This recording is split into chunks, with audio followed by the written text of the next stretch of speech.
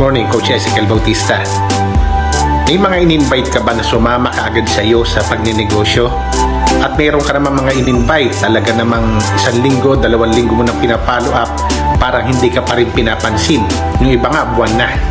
So, meron akong ilang mga tip na babanggitin sa inyo para makuha natin ang matamis nilang oo. Dahil ang pag-iimbita sa negosyo natin, kailangan consistent tayo. Kailangan ma-build natin yung trust o yung tiwala. Parang panliligaw, hindi lahat labat per sight. Hindi lahat, sabi nga, kinindatan mo lang, sasama na sa'yo. Yung iba, susuyuin mo talaga or talagang ipakikita mo yung sinseridad. Pag nakita nilang sincere ka, sabi mo, pagsamahan natin to, magtutulungan tayo rito, kukunin natin ang pangarap, ano mararamdaman niya? So mararamdaman niya, itong friend ko, mukhang totoo. Bandang huli, sabi nga, mahuhulog din ang loob nila hanggang sa sila ay sumali at makakasama natin sa ating business. Gaya ngayon, tag-ulan. Halimbawa, kung ikaw ay nililigawan, gusto mo ba yung manliligaw mo pang tag-araw lang? Pag tag-ulan, daming dahilan. Pero pag nakita niya o nakita mo na kahit na umuulan, sabi nga, rain or shine, sincere siya.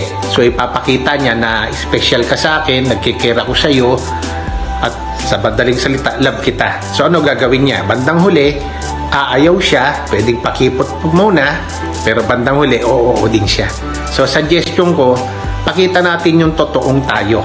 Hindi ito pakitang tao, ito ay totoong tayo, na sincere tayo, na gusto nating i-share yung ating blessing para makasama natin sila sa ating negosyo. Pag ginawa natin yan, huwag kang magulat.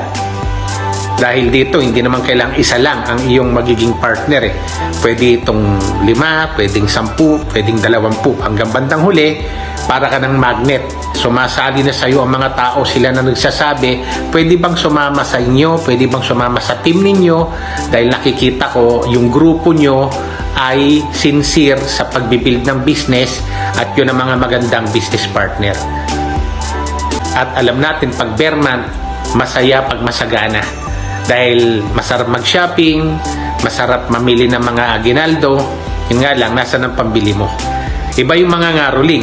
Di tayo mga ngaruling, kundi tayo ay kukuha ng blessing at yung blessing na yan, magbibigay tayo sa iba.